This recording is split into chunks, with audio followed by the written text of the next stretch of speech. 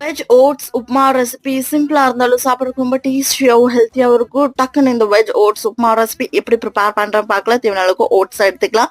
தேவையான அளவுக்கு cooking oil பேன்ல add பண்ணிட்டு எண்ணெய் நல்லா சூடானுமே ஆனியன், கேரட், கேப்சிகம் ஆட் பண்ணிக்கலாம். இந்த வெஜிடபிளோட பச்சை மணம் போற அளவுக்கு லைட்டா வணக்கி விட்டு எடுத்துடணும். எண்ணெயிலேயே லைட்டா வணங்கினதுக்கு அப்புறமா salt and red Kashmiri chilli powder add பண்ணிட்டு இந்த வெஜிடபிளை நல்லா குக் பண்ணி எடுத்துடலாம். வெஜிடபிள் குக் ஆனே எடுத்து வச்சிருக்கக்கூடிய ஓட்ஸை வெஜிடபிளோட ஆட் பண்ணிட்டு ஓட்ஸை நல்லா ட்ரை ரோஸ்ட் பண்ணி எடுக்கணும். ஓட்ஸ்ல லைட்டா ஒரு ஆட்டா ஸ்மெல் இருக்கும். அந்த ஆட்டா ஸ்மெல் போகிறதுக்கு வேண்டிட்டு தான் வெஜிடபிளோட ஆட் பண்ணிட்டு ட்ரை ரோஸ்ட் பண்ணி எடுக்கிறது. லைட்டா ஒரு 5 மினிட்ஸ் ட்ரை ரோஸ்ட் பண்ணி எடுத்ததுக்கு அப்புறமா கொஞ்சம் கொஞ்சமா தண்ணி தெளிச்சு இந்த ஓட்ஸை வேக விட்டு எடுத்தோம்னா டேஸ்டியான veg oats upma recipe ready. சிம்பிளா இருந்தாலும் சாப்பிட்றதுக்கு ரொம்ப டேஸ்டியாவும் ஹெல்த்தியாவும் இருக்கும். ட்ரை பண்ணி பாருங்க. இந்த மாதிரி மோர் குக்கிங் வீடியோஸ்க்கு நம்மளோட சேனலை சப்ஸ்கிரைப் பண்ணிக்கங்க.